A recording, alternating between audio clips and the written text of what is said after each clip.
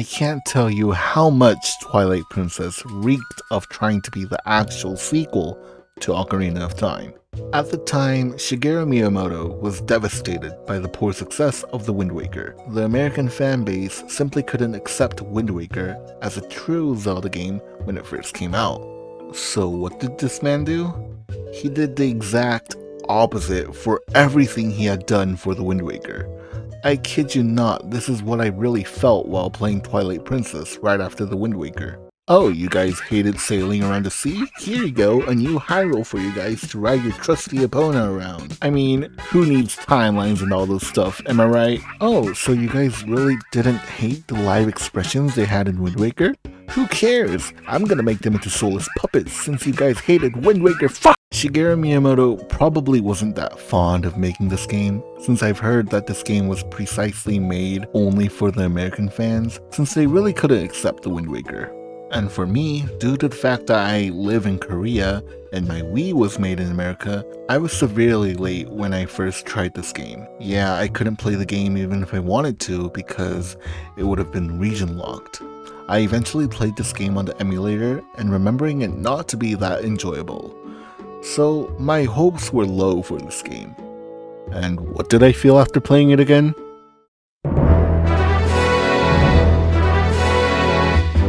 I was surprised. I was surprised just how much enjoyment I had while playing this game. I couldn't even believe why I didn't enjoy it 8 years ago. Remember I said Wind Waker fell off my #1 Zelda game? Well, that's actually because of this game. I really can't believe it myself, but I really think that the Twilight Princess is the best example when it comes to experiencing the old format of the Legend of Zelda series, which being an action-adventure game with detailed dungeons and puzzles to solve. I personally think that the world of gaming today overfocuses on the amount of freedom it gives to the user.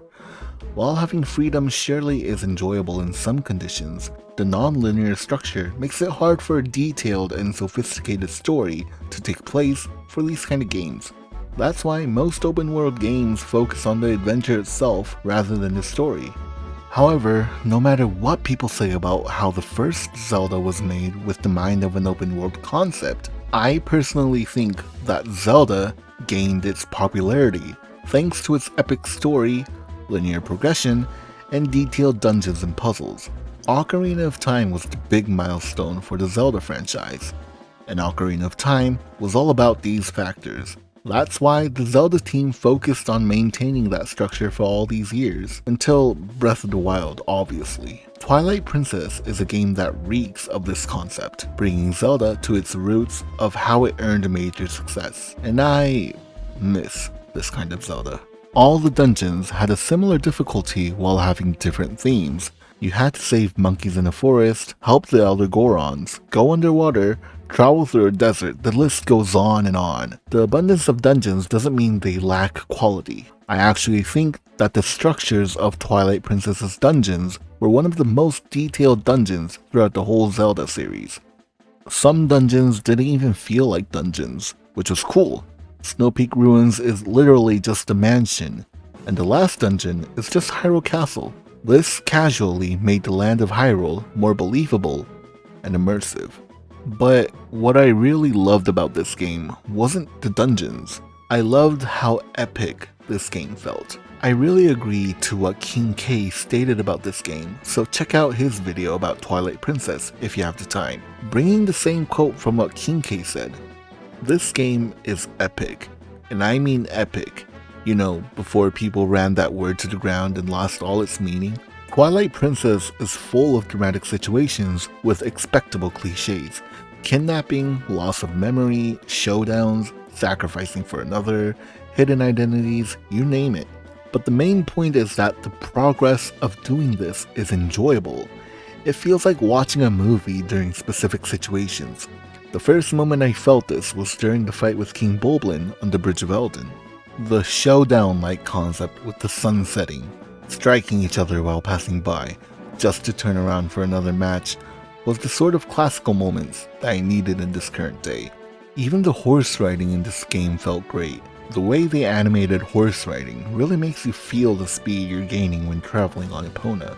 I actually think that this game got the sense of horse riding better than Breath of the Wild. Almost every moment in Twilight Princess can now be considered an expectable cliché, but I admire that fact, since that means Twilight Princess is full of classic moments that were considered epic and amazing at that time.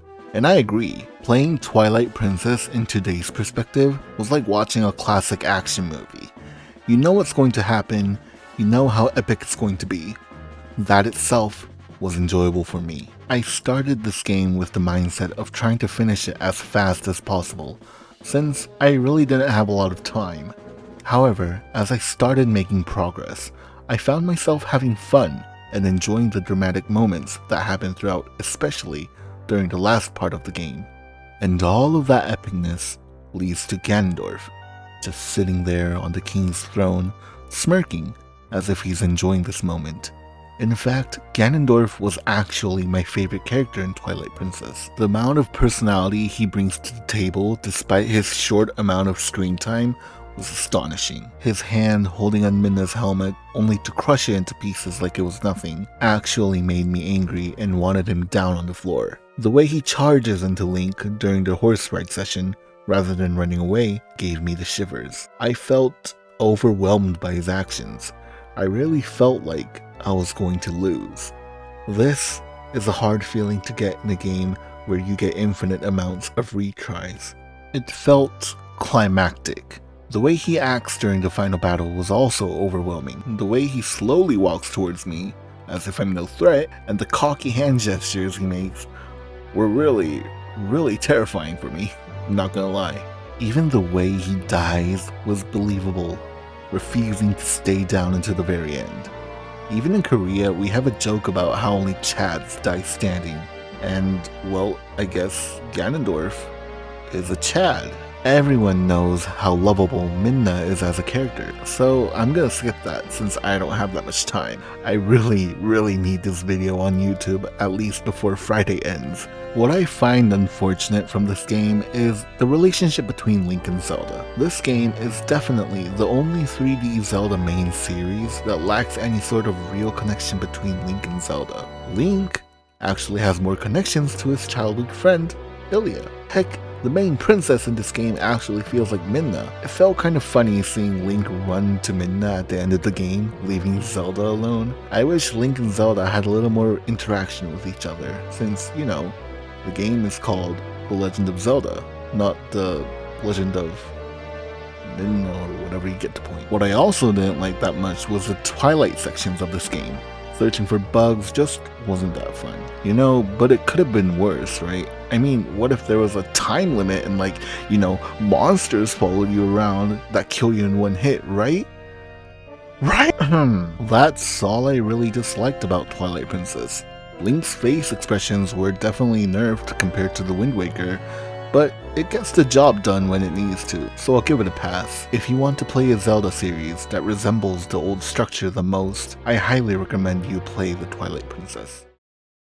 So thankfully, I finished this game in about 17 hours, which was enough time for me to finish within the weekends. I shortened my sleep schedule and finished Twilight Princess while staying up during Sunday, since I had 2 assignments due to Monday.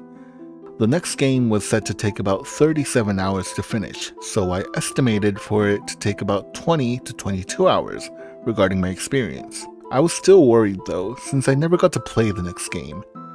And the next game is Skyward Sword. Haha. This fucking game